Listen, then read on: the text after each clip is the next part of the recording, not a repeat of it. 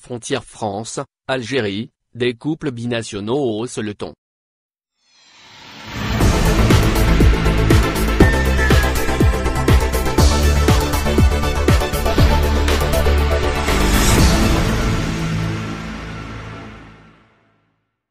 France, séparée depuis un an par la pandémie et la fermeture des frontières entre l'Hexagone et plusieurs pays hors Union européenne dont l'Algérie, de nombreux couples binationaux se sont rassemblés au sein d'un même collectif, ce 19 mars 2021, pour saisir le Conseil d'État.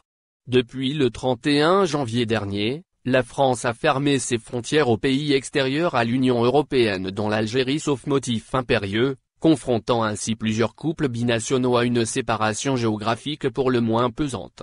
Pour éviter de vivre loin l'un de l'autre durant des mois supplémentaires, un collectif de près de 700 couples ont décidé, ce vendredi, d'interpeller le Conseil d'État. En effet, ces amoureux souhaitant s'installer ensemble ou simplement s'y retrouver ont plaidé pour une redéfinition des motifs impérieux.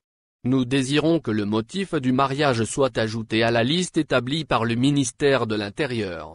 C'est ce qu'a proclamé Anaïs, responsable de ce collectif, auprès du média en ligne français, le Huffington Post.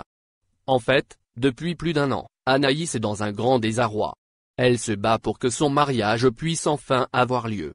Ne pouvant pas avoir de visa pour la France, la jeune amoureuse a fait les déplacements en Algérie pour retrouver son fiancé, prénommé Mohamed.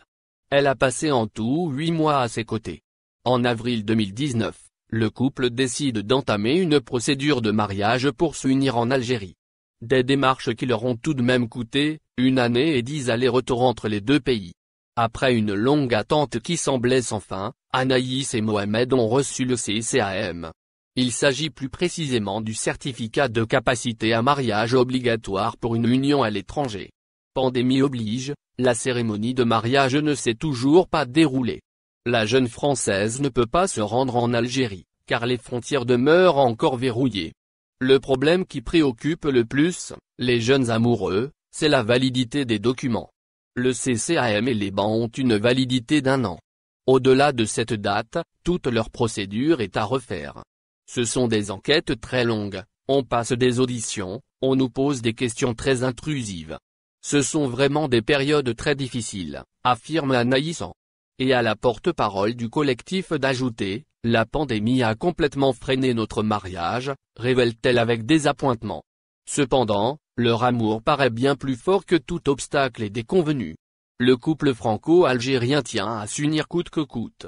Pour enfin trouver une solution à cette situation ambiguë, Anaïs et son groupe ont décidé de saisir le Conseil d'État. Ils travaillent ensemble depuis 8 mois pour constituer un dossier solide et convaincant.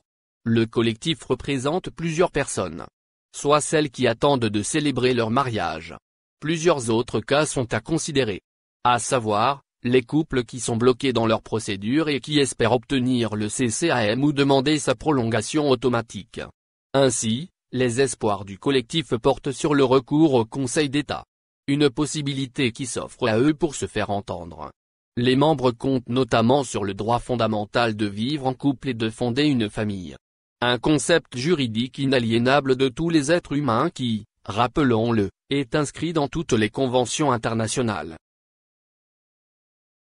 Merci de vous abonner à la chaîne et n'oubliez pas d'aimer la vidéo et cliquer sur la cloche pour recevoir toutes les nouvelles.